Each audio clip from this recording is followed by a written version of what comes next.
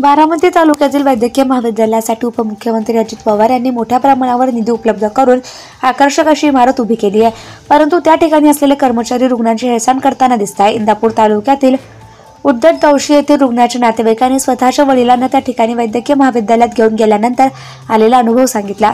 मी आणि माझे वडील ज्यावेळेस त्या ठिकाणी गेलो त्यावेळी तेथील काही कर्मचारी हात खालचे लोक आहेत, त्यांनी 1.5 तास आम्हाला उभं केलं। दुसरं कोणताही पेशंट त्या ठिकाणी नसताना सुद्धा तरी आम्हाला 1 तास उभं केलं।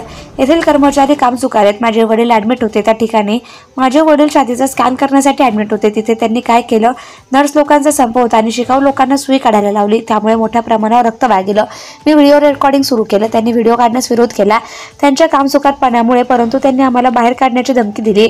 येथील कर्मचारी पोलिसांना बोलवतो, यांच्या नातेवाईकांना बाहेर काढा अशी धमकी देतात, असा थरारक अनुभव तर रुग्णाच्या नातेवाईकांनी सांगितला।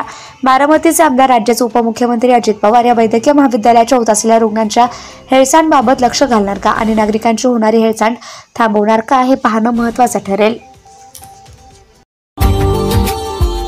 Subscribe now and press the bell icon. Never miss an update.